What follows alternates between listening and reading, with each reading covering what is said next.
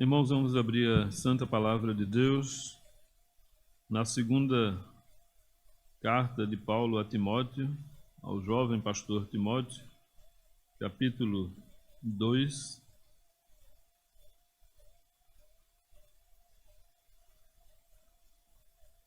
versículos do 16 ao 19.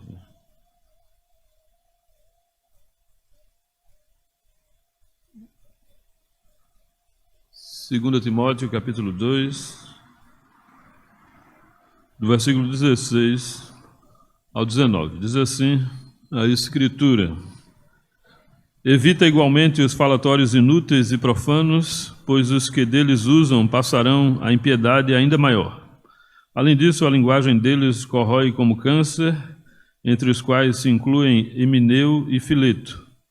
Estes se desviaram da verdade, asseverando que a ressurreição já se realizou, e estão pervertendo a fé a alguns. Entretanto, o firme fundamento de Deus permanece tendo este selo: o Senhor conhece os que lhe pertencem, e mais, aparte-se da injustiça todo aquele que professa o nome do Senhor. Santo Deus e Pai, obrigado por receber as nossas orações diante da Tua face, apesar de nós. Obrigado, Senhor, por poder desfrutar da Tua presença, da Tua palavra, das Tuas orientações. Nos abençoa na vida cristã e nos faz crescer em tudo e viver para o Teu Evangelho. Em nome de Jesus Cristo, nos ajuda a entender essa porção da Escritura. Amém. Irmãos, na caminhada cristã precisamos ter cuidado no que falamos. A nossa mente produz muita informação e terminamos falando, às vezes, coisas que não devemos. Precisamos estar sempre vigilantes ao que falamos, porque se não fizermos isso, iremos falar coisas que não convêm, coisas que não devemos, iremos prejudicar a vida de pessoas, iremos agir erradamente na caminhada cristã e trazendo todo o malefício à vida das pessoas, do nosso convívio, da nossa vida comum, não é? Também dentro da igreja, com o povo de Deus. Precisamos ter muito cuidado com o que falamos, porque pertencemos ao Senhor, somos dele, pertencemos a Ele. Devemos fugir de tudo aquilo que é iniquidade, pecado, desobediência, especialmente da língua, né? A língua é ferina, ela ataca, ela pode trazer muitos prejuízos às nossas relações com Deus e com as pessoas. Então, temos que o tempo todo estar falando, a Bíblia sempre está falando, né, sobre esse tema, porque somos desajustados no falar nas nossas colocações. Somos desequilibrados desde a queda, né? Desde a queda que o homem perdeu sua noção, sua relação com Deus, perdeu sua identidade e precisa, assim, por meio de Jesus Cristo, voltar a se relacionar bem com Deus, consigo mesmo e com as pessoas. Paulo, escrevendo aqui a Timóteo, Timóteo é um servo de Deus que estava pastoreando a igreja de Éfeso, e ele está aqui dando orientações a Timóteo a respeito de como ele deve se comportar na igreja, como ele deve agir, o que deve sair da sua boca, o que ele deve evitar, né, para que pessoas vivam bem na presença de Deus. Ele já vem dando muitas instruções, mas aqui particularmente ele se volta com respeito aos falsos mestres ali de Éfeso, das igrejas, e como eles deveriam ser combatidos. Primeiro, versículo 14 e 15, já vimos aqui na semana passada, ele deveria recomendar o Evangelho, né, versículo 14, ou lembrar do Evangelho, como já tinha falado, do versículo 8 ao 13, e dar testemunho a todos, ou dizer aos irmãos, diante de Deus, diante da igreja, solenemente, para que não evitassem brigas, confusões, palavras inconvenientes, que serviam apenas para prejudicar a vida das pessoas. Então isso deveria ser falado solenemente diante da igreja, diante do povo de Deus, para que o povo de Deus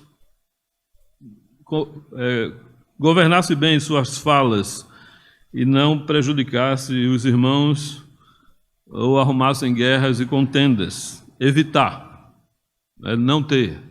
Não deixar que essas coisas aconteçam no meio da igreja. Claro que isso iria causar um impacto na vida desses santos, e eles iriam agir assim também na sua casa, no seu lar, no seu ambiente de trabalho. Eles iriam ser pessoas de paz, não iriam ser pessoas de guerra, né? No versículo 15, eles deveriam se apresentar diante de Deus também, né? A ideia aqui parece ser oração, ou culto mesmo, os dois versos, né? 14 e 15, se apresentar diante de Deus, procurando sua aprovação, procurando ser aprovados por Deus. Todos nós queremos isso, né? Receber a aprovação divina para nos conduzir de forma correta. Timóteo, como todos nós, deveria combater as fraquezas espirituais, como a vergonha, a timidez ou qualquer outra fraqueza que o desestimulasse a viver ou a valorizar o Evangelho. E, por último, ele deveria, versículo 15, manejar bem a Escritura, a Palavra de Deus. Ele deveria ter a Escritura constantemente consigo mesmo, como todo crente, né? Sempre que acordar de manhã, ou durante o dia, ou à noite, quando for dormir, abrir a Palavra de Deus, ler uma parte, procurar, né, refletir sobre aquilo e colocar aquilo em prática, não é? O crente tem habilidade, tem o Espírito Santo, e claro, pelo Espírito, os nossos olhos são desvendados para entender, manusear e viver em contato com a Escritura.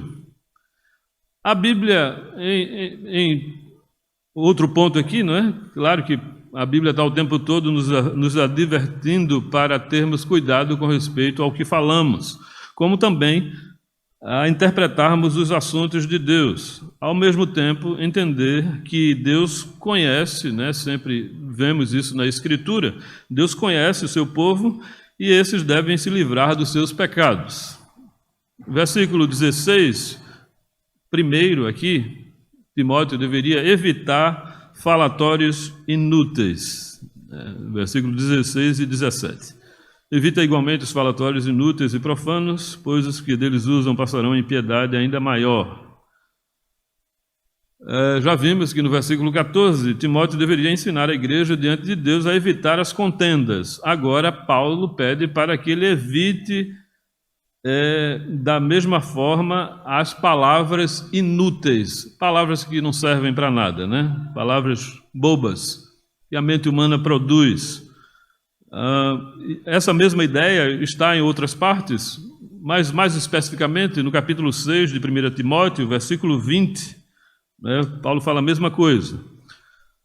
E muitos argumentos sem proveitos e interpretações que desrespeitam os assuntos religiosos, profanando-os aqui, né, a expressão, estavam acontecendo na igreja de Éfeso. A igreja estava passando por um momento muito delicado de confusão, de briga, de palavras nécias, palavras infantis. Quando Paulo pede aqui para que eles evitem, era porque muitas pessoas estavam passando dos limites e não queriam saber de responder ou de respeitar melhor as autoridades ou os assuntos de Deus. Não estavam interessados nisso, né? Não estavam querendo se submeter. Eram ataques que Timóteo precisava ali enfrentar, né, sem timidez, de irmãos que queriam trazer novidades ou fogo estranho, né, para o meio do culto, para o meio da igreja, para o meio da vida comum. Queriam trazer ideias errôneas e estavam brigando por essas ideias paralelas, não é, à Escritura, ideias paralelas ao Evangelho. Então, Timóteo deveria agir com sobriedade e dizer: irmãos, aqui não é lugar disso. Aqui não é lugar de falatórios, né, dessa natureza, falatórios sem utilidade contra as ideias bíblicas, não é? Como quando fala aqui de profanar, né, os assuntos bíblicos ou da Escritura. Tudo aquilo deveria ser evitado. Eles não deveriam agir, é claro, contra os princípios de Deus ou os princípios que Deus estabeleceu. Deus decidiu como tudo deveria ser, como a igreja deveria se comportar, como a igreja deveria viver, como os crentes deveriam caminhar. Se agirmos de forma contrária ou negligenciarmos os assuntos de Deus, ou como diz aqui o texto, né, usando de palavras inúteis e falando contra as informações de Deus, estaremos dessa forma desrespeitando, ou melhor, despertando a ira divina, podendo trazer sérios problemas pessoais ou coletivos. Então, não é somente quando duas pessoas discutem, mas quando o negócio se torna generalizado e todo mundo passa a fazer parte de uma confusão, de um complô contra alguém ou contra certo indivíduo, ou falando mal, ou usando palavras que não se deve usar. As coisas podiam... É claro que aquelas pessoas que estavam ali em Éfeso, usando esses falatórios inúteis, elas não iriam melhorar. Paulo usa uma linguagem aqui, não é? Ele diz no final, ele diz assim: pois os que deles usam passarão a impiedade ainda maior. Ou seja, as pessoas que usavam esses falatórios inúteis nos bastidores ou publicamente, sem proveito, iriam produzir mais impiedade ainda. Ou seja, elas não iriam parar de falar bobagem nas escondidas. Timóteo ele deveria parar de querer que as pessoas mudassem. Talvez ele estava querendo que a igreja, que os irmãos mudassem ali, que as coisas não fossem daquela forma. Mas Paulo diz: olha, Timóteo, essas pessoas elas não têm cura, elas não têm jeito, elas irão piorar, impiedade ainda é maior. Ou seja, além de usar esses falatórios que não sem sentido ou imprestáveis, as coisas não iriam ficar apenas naqueles assuntos inúteis. A situação iria ficar muito pior com o tempo. Eles iriam passar a palavras ainda de baixos escalões, ou coisas terríveis iriam acontecer. Não iria ficar daquela forma, porque aquelas pessoas, claro, iriam agir dessa forma, de forma mais feroz, de forma mais agressiva, até que seus desejos fossem ali cumpridos. Aqueles falsos mestres, eles iriam fazer com que as coisas acontecessem da forma que eles achavam que deveria ser. Então, Timóteo, como um supervisor, como um pastor, deveria perceber aqueles erros e não deixar que as coisas tomassem o rumo que estava seguindo. Então, aquelas pessoas iriam piorar, mas Timóteo não deveria perder o foco de ser um servo fiel à Escritura, fiel à palavra, recomendar o Evangelho, se apresentar diante de Deus como alguém aprovado. Ou seja, ele não deveria se dobrar aqueles rumos que aqueles falsos mestres ou falsos crentes estavam querendo dar à igreja.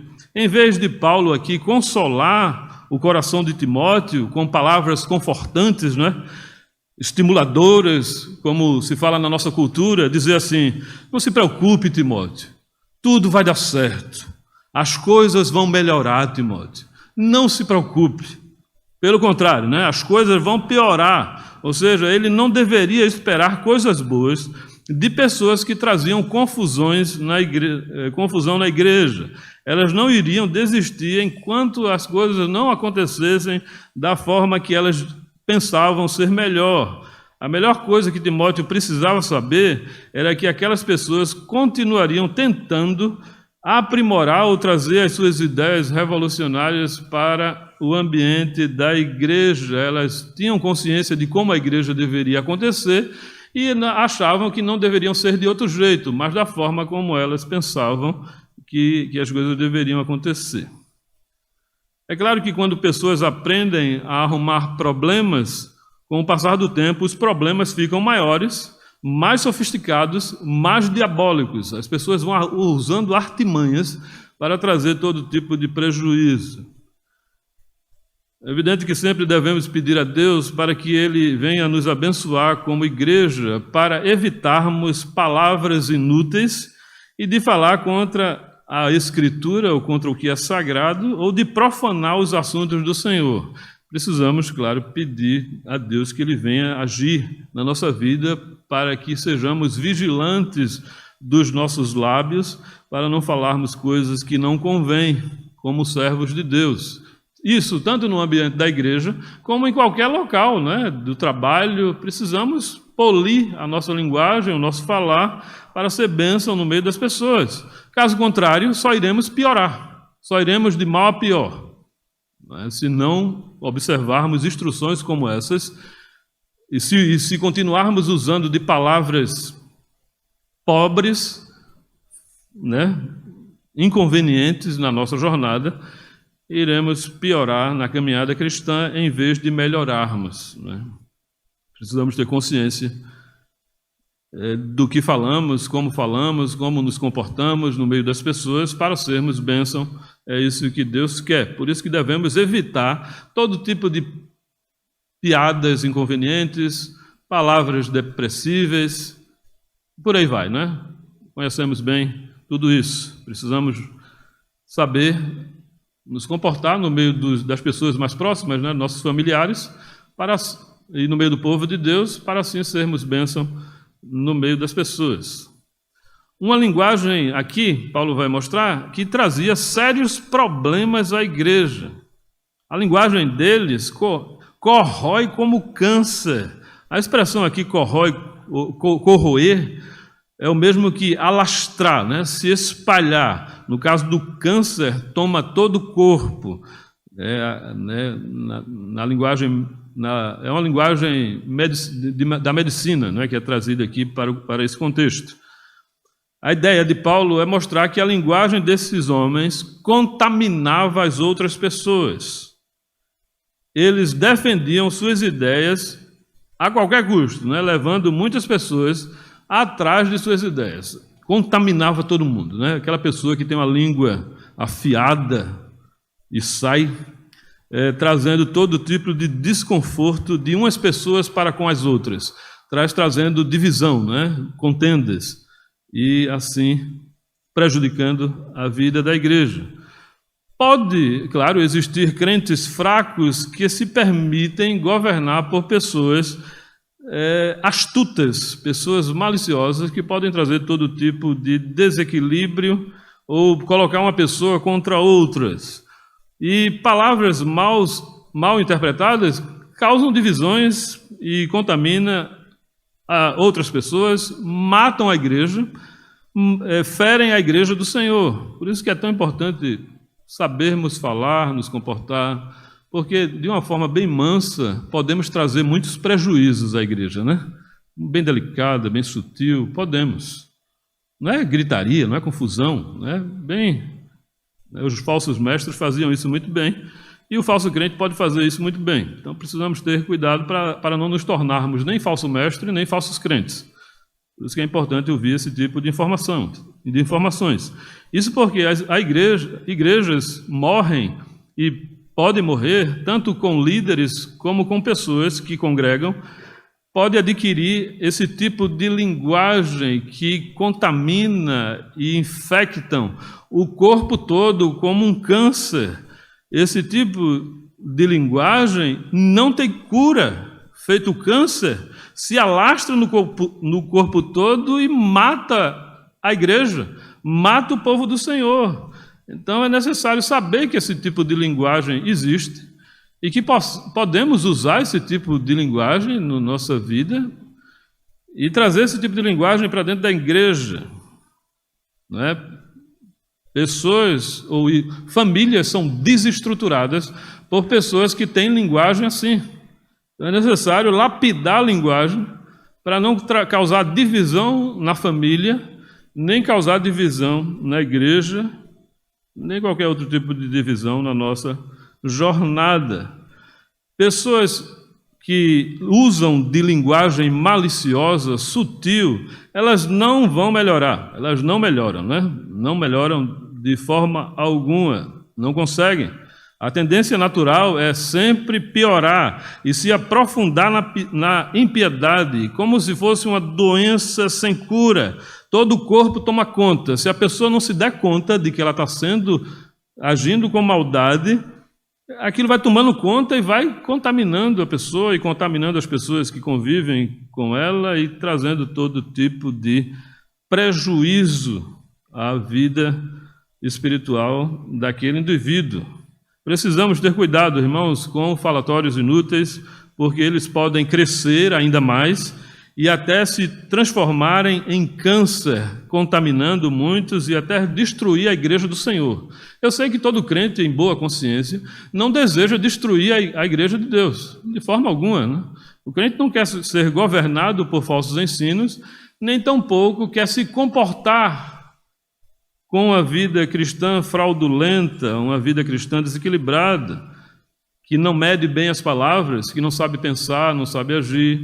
É necessário a gente sempre estar pensando sobre isso, por isso que a Escritura sempre está trazendo à nossa memória o que podemos falar de errado para não agirmos dessa forma. Muitas igrejas são destruídas no mundo todo por causa de falsos mestres ou de crentes que agem dessa forma, contaminando todo mundo, trazendo todo tipo de coisa ruim ao povo de Deus. Então, que possamos vigiar os nossos corações para não falarmos coisas erradas, né? E Paulo cita aqui duas pessoas, Himeneu e Fileto. Como o pecado desses homens era público, Paulo cita seus nomes aqui. Então, todo pecado, quando é público, ele precisa ser colocado em evidência, precisa ser falado. Quando a igreja é perseguida por pessoas assim, seus nomes podem tornarem-se públicos, né? Quando elas insistem em seus planos. Quando a pessoa insiste no mal, é necessário que o seu nome se torne público, tanto para que a pessoa pare de fazer aquilo, ou até seja mesmo expulsa da igreja, não é, como aconteceu lá no capítulo 1, não é, de 1 Timóteo, e em tantas outras partes, quando Paulo cita aqui, né, de homens que abandonaram a fé, que não quiseram saber de se submeter àquilo que a Escritura fala e não quiseram governar os seus corações de acordo com a palavra de Deus. Quando isso acontece, quando as pessoas não querem se submeter, sejam elas líderes ou sejam membros, seus nomes se tornarão públicos. Claro, na história da igreja, muitos líderes ou pastores, ou presbíteros ou diáconos, quando cometem erros, seus nomes, erros não é, públicos, seus nomes se tornam públicos. E assim também os membros da igreja. É importante isso acontecer para que cause temor. E o crente, quem sabe, né, ele pode se arrepender do seu erro e vir a se submeter a tudo aquilo que Deus revela na sua palavra. Em segundo lugar, esses homens estavam interpretando errado os assuntos de Deus. Estes homens se desviaram da verdade, asseverando que a ressurreição já se realizou. Estavam pervertendo a fé das pessoas. A expressão aqui, que Himeneu e Fileto se desviaram da verdade, isso mostra que um dia eles estavam firmes na verdade, ou professavam a verdade, mas abandonaram a verdade, ou o evangelho. Eles andaram, entenderam, compreenderam. Lembra de Hebreus, capítulo 6, versículo 4, ali em diante, né? As pessoas ouviram, tiveram noção do mundo vidouro, da palavra de Deus, mas se desviaram, se desinteressaram, não foram fiéis ao Senhor.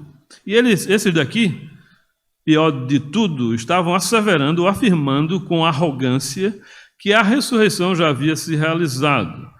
Esses não eram como os saduceus ou os filósofos da época, ou ainda como os coríntios, né, lá no capítulo 15, que não acreditavam na ressurreição.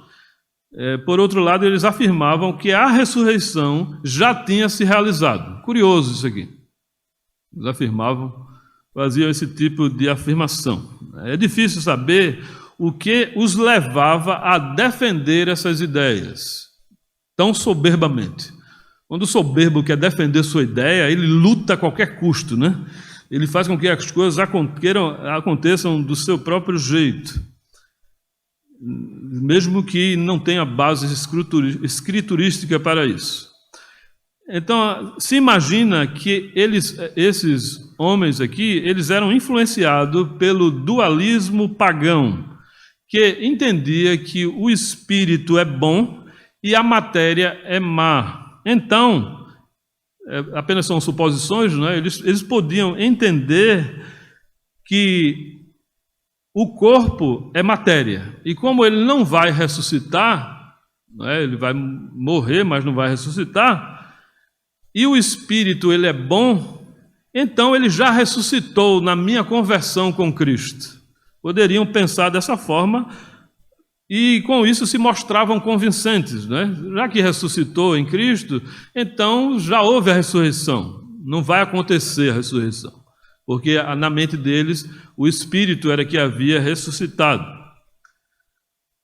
É claro que eles poderiam estar interpretando errado as palavras de Paulo, né? As pregações de Paulo, quando falava sobre o assunto da ressurreição espiritual, né? Da conversão. Estavam interpretando errado a ideia. De qualquer forma, esses homens poderiam ter se influenciado por algo muito forte que aparece, abra sua Bíblia, em Mateus, capítulo 27, versículo 51. Mateus 27, versículo 51 ao 53. Que fala aqui sobre os efeitos da ressurreição de Jesus. Diz assim: eis que o véu do santuário se rasgou em duas partes, de alto a baixo, tremeu a terra e fenderam-se as rochas, abriram-se os sepulcros e muitos corpos de santos que dormiam ressuscitaram. E saindo dos sepulcros, veja, depois da ressurreição de Jesus, entraram na cidade santa e apareceram a muitos. Quando Jesus ressuscitou, depois da sua ressurreição, muitas pessoas ressuscitaram, saíram do sepulcro e apareceram a muitos. É claro que essas pessoas depois morreram, né? De novo. Esses homens, esse tipo de informação, como também as informações filosóficas da época, poderiam estar na mente desses homens para defender a ideia de que a ressurreição já se realizou. É claro que não se tem certeza sobre esse termo aqui, né, que Paulo usa, mas o fato é que esses homens já estavam pregando dessa forma e estavam com isso, o texto nos diz, pervertendo a fé de alguns, estavam pervertendo a fé das pessoas. E aqui é o grande ponto, né? Na língua grega, a palavra perverter, ela significa fazer cair, o mesmo que derrubar, arruinar alguém, né? Trazer sérios problemas à vida de alguém. Esses homens, com seus argumentos fantasiosos, com suas invenções, manipulações, estavam fazendo com que as pessoas caíssem, desistissem da fé, abandonassem a relação com a igreja, abandonassem a relação com os santos. E a manipulação na vida dessas pessoas fazia com que essas pessoas desistissem da fé. E, claro, muitas pessoas ardilosas podem causar esse tipo de impacto na vida de muitas pessoas. É necessário que estejamos sempre vigilantes, porque muitas pessoas podem nos influenciar em relação a muitos assuntos e trazer prejuízo à nossa fé, seja na faculdade, seja no trabalho, seja até na igreja, crentes. Então é necessário que o crente esteja bem atento para que sua fé não seja derrubada, as pessoas não invadam sua consciência e passem a arruinar sua vida cristã, seu desenvolvimento de fé. É necessário ficar sempre atento com respeito a influências que podem nos fazer andar de forma ineficaz, ineficiente na presença de Deus. Pessoas podem nos trazer prejuízo em relação à nossa relação com outras pessoas, o nosso convívio com outras pessoas, com outros irmãos, brigas na igreja, confusão. Então é necessário que a gente fique bem atento, porque isso pode acontecer e acontece no meio do povo do Senhor. É necessário que estejamos vigilantes. Em terceiro lugar, o Senhor conhece aqueles que lhe pertencem. Paulo diz no versículo 19, o firme fundamento de Deus permanece tendo esse selo. O Senhor conhece os que lhe pertencem. E outro selo, ou outro fundamento, Paulo cita aqui, 2, né? Ele faz um contraste aqui entre os que não são de Deus esses que se desviaram da verdade, né? E que estavam pervertendo a fé das pessoas.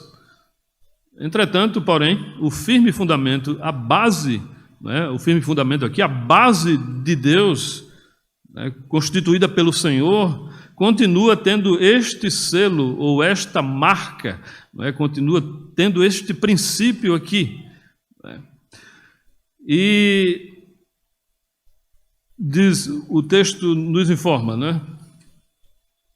Dizendo que tem esse fundamento, ou essa marca, Paulo defende de forma muito fervorosa para mostrar que os cristãos devem estar atentos, devem estar bem atentos com respeito àqueles que pertencem ao Senhor. Os que pertencem ao Senhor, é claro, eles irão agir de forma a não arrumar brigas e confusões. Eles irão evitar todo tipo de contendas e de guerras. Eles irão saber falar, saber se expressarem. Eles irão ter sabedoria nas suas colocações. Então, o Senhor conhece, o sentido aqui da expressão é que ele se relaciona com aqueles que lhe pertencem, ou seja pela palavra ou pela oração, Deus conhece o seu povo. Timóteo, ele deveria descansar sua consciência nesta argumentação aqui de Paulo, né? Deus conhece o seu povo, ele se relaciona com aqueles que ele conhece, e esse que eles conhecem, eles irão produzir os frutos corretos. Por isso que dá para fazer uma separação aqui entre aqueles que não conhecem o Senhor e aqueles que conhecem. Os que conhecem irão ter cuidado com a fala, com a atitude cristã, seja na igreja ou seja onde vivem, eles irão ter prudência na palavra, naquilo que falam. Conhecemos a Deus, é claro, porque Ele nos conhece. Pela sua palavra, pelo seu Filho, a gente passa a entender que pertencemos a Ele. João, capítulo 10, versículo 14, João diz que conhecemos, que o Pai nos conhece, o Filho nos conhece, né? A relação entre o Senhor e o seu povo. O Senhor se relaciona conosco desde o Antigo Testamento, como no Novo, Deus se relaciona com aqueles que Ele conhece. Além de escolher, Ele ensina essas pessoas, Ele conduz essas pessoas, Ele trata com intimidade, a palavra conhecer aqui significa também isso, né? Aqueles que lhe pertencem. Esses passam a obedecer, a serem instruídos pela palavra, a serem instruídos pela Escritura. E não vivem a questionar a Escritura, mas a aceitar o que ela fala e a orientar seus corações naquilo que ela fala. Esses apenas têm o ouvido para obedecer. Esses obedecem, sem questionar a palavra de Deus. Eles obedecem se submetendo. É assim que Deus quer? Então é assim que eu vou andar. É desse jeito que eu vou agir. As pessoas que se relacionam com Deus irão agir de forma a serem aprovados por Ele, né? Suas falas, seu comportamento, sua vida. O Senhor lhe conhece, né? Claro que Ele conhece a todos, os que não se converteram e os que se converteram, mas com respeito aos santos, Ele tem uma afinidade por meio da sua palavra e da vida de oração que essas pessoas têm com Deus. Paulo fala de outro ponto do firme fundamento de Deus: aparte-se da injustiça todo aquele que professa o nome do Senhor. Todo aquele que pertence ou que afirma pertencer a Deus, que professou o seu nome publicamente, né, professou a fé e ainda continua professando, porque continua firmado em Cristo, essa pessoa deve deixar a injustiça, deve deixar tudo aquilo que é injusto. A injustiça, aqui no contexto, era evitar as contendas, versículo 14, e evitar os falatórios inúteis que estavam pervertendo a fé das pessoas. Mas é claro que qualquer forma de injustiça, de pecado contra Deus, contra a sua palavra, devem ser evitados. O crente precisa se esforçar para evitar tudo aquilo que Deus não aprova. Palavras tolas, palavras infantis, palavras débeis contra as pessoas, que ferem as pessoas. Todos nós produzimos muita, né, como falo aqui às vezes, muito lixo espiritual. Nós precisamos analisar antes de que essas coisas saiam da nossa boca, para não prejudicarmos as pessoas, para não agirmos de forma errada com as pessoas do nosso convívio. Então, apartar-se da injustiça, por quê? Porque ela está em nós, né? O pecado está em nós, a injustiça. Nós caímos lá em Adão, né? E a injustiça está em nós. Nós produzimos coisas horríveis na nossa consciência. Tem coisas que a gente sabe se afastar e tem coisas que a gente não quer se afastar. Mas precisamos nos afastar de todas elas que causam prejuízo à vida das pessoas. Tudo aquilo que é ruim, né, na nossa convivência com o nosso cônjuge, por exemplo, né, palavras erradas devem ser evitadas. Como também com a relação com os nossos filhos, às vezes podemos falar coisas que não convêm, não é? Que não convém. Às vezes libertinagens e coisas dessa natureza. Precisamos ter consciência dos nossos erros quando estamos falando, não é? Quando estamos errando, para nos tornarmos vigilantes o tempo todo em relação à injustiça que cometemos, as palavras erradas que falamos contra as pessoas, não é? Todo tipo de injustiça que causa tristeza nas pessoas do nosso convívio, né? Causam, né, tristeza nas almas, nas pessoas, na igreja, no nosso lar, na nossa casa. Precisamos evitar palavras que não convêm. Isso, claro, porque a Escritura nos ensina a andar assim, né? Todos nós que dizemos ser do Senhor, precisamos ser vigilantes em relação ao nosso comportamento. Não podemos agir de qualquer forma. Terminando aqui, irmãos, podemos tirar aplicações finais aqui desses versos. E o que já entendemos até aqui, né? Devemos ter muito cuidado com o que sai da nossa boca. Podemos afastar as pessoas do caminho do Senhor. Na igreja, no trabalho, em nossas casas, precisamos viver vigilantes a respeito de tudo que falamos, porque as pessoas que nos conhecem, em vez de se aproximarem do Evangelho, podem se afastar dele. O mau testemunho de muitos cristãos com respeito à relação com as pessoas do convívio traz sérios prejuízos àquelas pessoas. Então é necessário frear a linguagem, parar, para não fazer com que as pessoas se distanciem da fé, ou até os ímpios não queiram nem saber da fé, né? Precisamos ter muito cuidado com a nossa fala. Em segundo lugar, Deus, além de nos conhecer, de conhecer o seu povo, se relacionar com ele, esse povo pertencer a ele, claro que é um alto privilégio o crente, alguém pertencer ao Senhor, não é? Um alto privilégio saber que é de Deus, você é dele, foi comprado por preço. Então o crente não deve ser displicente na sua vida comum, na sua vida cristã.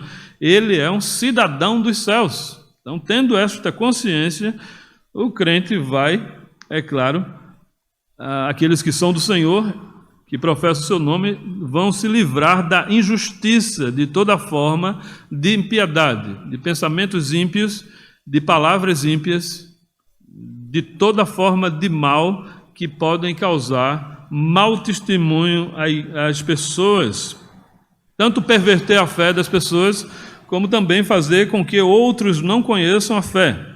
É tão importante a forma como a gente fala, como o povo de Deus se comporta, que Deus deixa esse tipo de instrução para que não venhamos a ser uma fábrica de palavras infantis, de palavras nécias, de palavras erradas, né?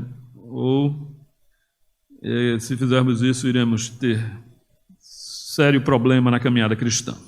Deus nos ajude para sabermos governar a nossa consciência e falar apenas o que edifica, não é o que edifica o povo de Deus. Vamos orar? Vamos ficar em pé, irmãos? Vamos orar ao Senhor. Senhor, nos ajuda na caminhada. Tu sabes, Senhor, o que a nossa mente produz e como queremos falar coisas que não convêm com a Tua palavra, com aqueles que são chamados e que Te conhecem. Nos livra desses males, dessas corrupções na vida cristã.